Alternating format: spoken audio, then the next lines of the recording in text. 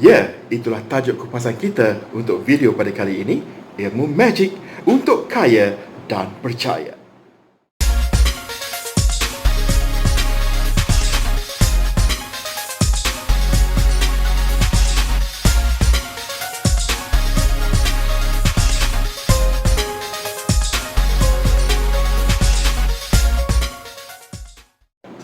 Hai, Assalamualaikum, apa khabar semua? Salam Ramadan Al-Mubarak daripada saya, Coach Zack FM untuk anda semua. Dan pada kali ini kita akan berbincangkan satu lagi tajuk yang menarik, iaitu ilmu magic untuk kaya dan percaya.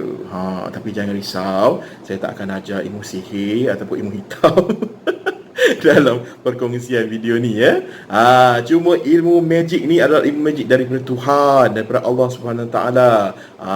Di mana bila kita sebut pasal nak kaya ni kan, saya sendiri pun banyak pergi kursus sana, pergi kursus sini, tak kira lah dekat mana-mana negeri kan, asalkan ada kursus bayaran patutan, saya mampu bayar, saya pergi kan. Ada yang percuma, ada yang sponsor, saya pergi ya, semata-mata kita nak belajar dan terus belajar macam mana kita nak meningkatkan taraf hidup kita. Baca buku, jangan kata macam-macam buku saya baca, antaranya buku daripada AKPK, Budget Power dah baca. Buku daripada AKPK juga, Celik Wang, macam mana nak celik wang, dah baca ya. Ni daripada penceramah terkenal dunia ya, Robert T. Kiyosaki. Macam mana nak increase our financial IQ pun dah baca. Satu lagi, apa lagi? Ni pun penceramah terkenal dunia juga, Anthony Robbins, Awaken the Giant. Dalam diri anda, macam mana kita nak awaken the giant supaya kita lebih percaya, lebih kaya. Itulah, ini semua memang bagus buku-buku ni. Kita dapat input yang pelbagai, macam mana kita nak tingkatkan potensi, macam mana kita nak mindset kita nak ubah macam mana ya.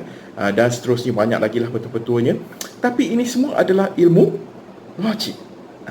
Ilmu logik yang kita nak belajar sekarang, yang saya nak kongsi adalah ilmu magic. Di mana manusia macam ni lah, Robert Kiyosaki ya, Anthony Robbins dan sebagainya, mereka perlukan satu buku yang tebal untuk menulis tentang perkongsian satu tajuk.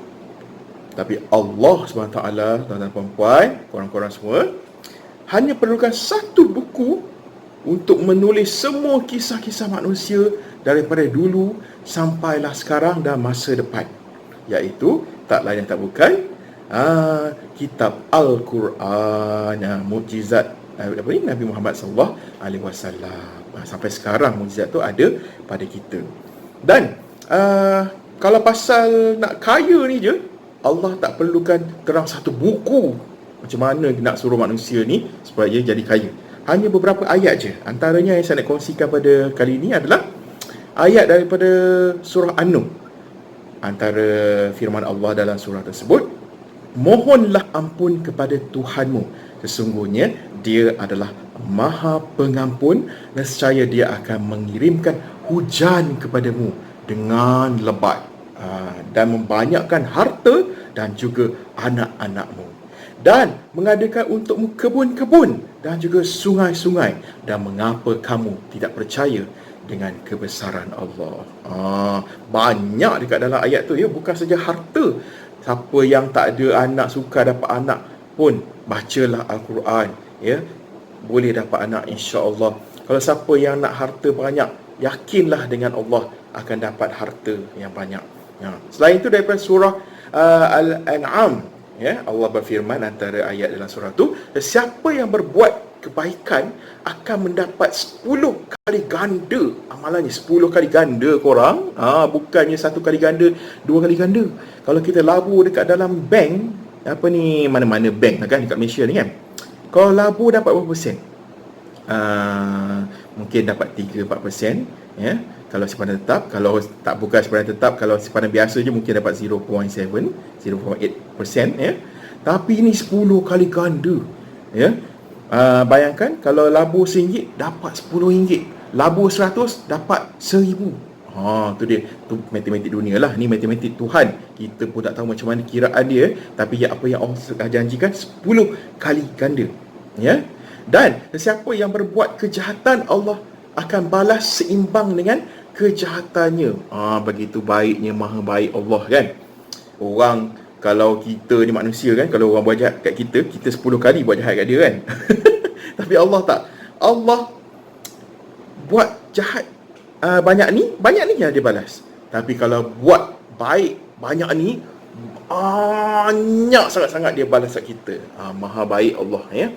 Dan dalam surah Al-Hadid, Allah berfirman antara ayatnya, sesiapa yang meminjamkan kepada Allah dengan pinjaman yang baik, maka Allah akan mengembalikannya berlipat kali ganda untuknya. Ni janji-janji Allah tau. Bukannya janji manusia. Kalau janji manusia macam lagu Aisyah lah, janji manismu kan. Boleh dimungkiri, boleh dilupai. Dah dapat apa yang dia suka, dia tinggalkan kita. Tapi janji Allah memang tak akan dimungkiri, tuan-tuan dan puan. Yakinlah, itu formulanya. Yakin bahawa Allah akan beri apa yang Allah janjikan. Nak tahu apa dia punya ilmu magic dia daripada Tuhan? Okey, ilmu magic yang pertama adalah istighfar, iaitu mohon keampunan daripada Allah Subhanahu Wa Taala. Tadi kan saya dah sebutkan dalam surah Nuh tadi, ayat 10 hingga 13 tu, Allah berfirman, mohonlah ampun kepada Tuhanmu, sungguhnya dia adalah Maha Pengampun dan secara dia akan mengirimkan hujan kepadamu dengan lebat itu rezeki yang banyak. Jadi kita sebagai hamba, ya, dia sebagai pencipta, jadi kita kena minta ampun selalu dengan Tuhan. Sebab memang manusia ni bersifat lemah dan sentiasa melakukan dosa, selalu melakukan kesalahan. Ya, bangun-bangun je mata kita mungkin melihat perkara-perkara yang berdosa, membuat perkara-perkara yang berdosa, berjalan ke tempat yang berdosa dan sebagainya. Jadi kita kena minta ampun selalu, dan salah satunya dengan cara yang terbaik adalah istighfar. Ya, istighfar ismu pendek je. Astaghfirullahalazim allazi la ilaha illa huwal hayyul qayyum wa atubu ilaihi. Itu yang pendek. Ada yang panjang, kalau korang-korang nak baca yang panjang pun boleh, yang pendek pun boleh, ya. Asalkan istiqamah, itu yang penting. Kita buat benda-benda apa pun amalan baik, istiqamah walaupun sedikit. Jadi bila kita kat mana-mana pun, kita kerja ke, masa PKPB ni ke kan, kalau kita duduk kat rumah relax ke, ya, sedang buat kerja kat rumah, sedang masak ke, sentiasa beristighfar. Nak tidur pun kita beristighfar. Mohon ampun kepada Tuhan, ya. Semoga dengan beristighfar selalu, maka Allah akan beri rezeki yang berlimpah-limpah kepada kita, sebab Allah dah janji, ya. Yang kedua, sedekah. Kan tadi Allah kata dalam surah Al-Hadid, siapa yang meminjamkan kepada Allah dengan pinjaman yang baik, maka Allah akan mengembalikan berlipat kali ganda untuknya. Ni orang kata, boleh kata sebagai bank Allah lah versus bank manusia. Bank Allah versus bank manusia. Bank manusia kita tahu, dia kata fixed deposit 3 to 4%. Kalau bank Allah 10 kali ganda, kita pun tak tahu berapa banyak 10 kali ganda tu, dan sudah tentunya berlipat-lipat kali ganda daripada apa yang kita laburkan. Kalau sudah sedekah ni, tuan-tuan dan puan, korang-korang semua, sedekahlah bagi kepada mereka yang paling dekat dengan kita dulu. Itu dia caranya. Maksudnya sedekah dekat siapa? Ibu bapa kita dulu. Mereka yang telah bersusah payah daripada kecil sampai kita besar bela kita, ya. Terutamanya ibu kita. Dialah yang mengandungkan kita, dialah yang memberanakkan kita, dialah yang menyusukan kita, ya, menjaga kita, mendidik kita, termasuklah ibu bapa kita kan, dua-dua kan, mendidik kita, menjaga kita daripada kecil sampailah kita besar. Yang kedua, saudara mara yang terdekat, contohnya abang kita, adik kita, kakak kita, makcik, pakcik kita yang susah kan, yang perlukan pertolongan, kita sedekah kepada mereka. Lepas tu kepada anak-anak yatim, ya. Banyak rumah anak yatim kat Malaysia ni kan. Pilih je mana korang nak kan. Pilih dan sedekah kepada anak yatim. Lepas tu kepada fakir miskin, ya, yang perlukan pertolongan, yang tak makan dah 10 hari 3 hari kan. Ingat, antara tanggungjawab kita, jiran sebelah rumah, ya, sebelah kiri, sebelah kanan, sebelah belakang, sebelah depan, semuanya menjadi tanggungjawab kita. Kalau mereka tidur dalam kelaparan, maka kitalah yang akan dipersoalkan di akhirat kelak. Takut ke tidak? Masih dah takut kan? So, itulah dia. Kita kena sedekah, banyak-banyakkan sedekah. Okey. Yang ketiga, zikir Nabi Allah Yunus. Siapa yang tahu, tahulah kan? Siapa yang belum tahu, saya sharekan, iaitu La ilaha illa anta subhanaka inni kuntu minaz zalimin. Inilah zikir yang dibacakan oleh Nabi Allah Yunus ketika berada dalam perut ikan. Boleh baca kisahnya dah, ya, dekat Google banyak kan. Di mana pada ketika itu, tuan-tuan dan puan, korang-korang semua, Nabi Allah Yunus berada dalam 3 kegelapan. Apakah kegelapan tu? Yang pertama, kegelapan di waktu malam tanpa lampu, okey? Kalau korang-korang tu kegelapan buka lampu, downlight buka lampu, panda floor buka lampu, apa-apa semua, itu tak thrill ya. Walaupun malam dia gelap, tapi dia ada lampu, dia cerah juga. Tapi Nabi Allah Yunus berada dalam kegelapan malam yang tiada apa-apa cahaya. Ya. Yang kedua, kegelapan di dasar laut. Siapa kat sini yang pernah masuk dasar laut, yang pernah capai cecah dasar laut? Siapa pernah? Sila komen dekat dalam saya punya bahagian komen video ni, ya. Begitu gelapnya dekat dasar laut. Yang ketiga, kegelapan dalam perut ikan. Yang ni, siapa pernah masuk perut ikan? Nescaya siapa yang pernah masuk perut ikan, saya rasa dia tak akan berpeluang untuk melihat video saya ni. Sebab apa? Sebab ada arwah kan. Yelah, dah masuk perut ikan, dah kena makan.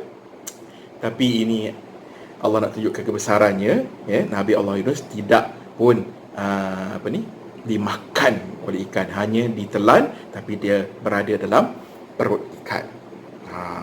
Jadi bila Nabi Allah Yunus membacakan zikir ini, La ilaha illa anta subhanaka inni kuntu minaz zalimin, banyak-banyak kali, beribu-ribu kali, maka Allah hilangkan 3 kegelapan. Allah cabut 3 kegelapan tadi dalam yang dialami oleh Nabi Yunus tadi.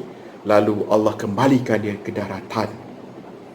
Dan bila kembali ke daratan, Nabi Allah sendiri boleh melihat kembali, ya, cahaya dan kebesaran Allah di daratan dan menjalani kehidupannya. Itu dia. Jadi pentingnya kita mengamalkan zikir La ilaha illa anta subhanaka inni kuntu minaz zalimin jika nak hilangkan diri daripada kesusahan. Maklumlah, nak tunggu-tunggu waktu sahur ni kan. Dah tersasur pula. Kesusahan. Siapa nak Allah cabutkan kesusahan daripada hidupnya, amalkan zikir ini. La ilaha illa anta subhanaka inni kuntu minaz zalimin. Amalkan setiap hari, ya. Dan pesan saya kepada korang-korang semua yang mungkin businessman, businesswoman, ya, yang ada partner dalam bisnes, ya. Ingat, ya, Allah adalah ultimate partner anda, ya. Maksudnya apa-apa bisnes pun Allah lah rakan partner yang paling baik untuk anda, ya, dengan mengamalkan apa yang Allah ajar, ya, dan menjauhkan apa yang Allah suruh, ya.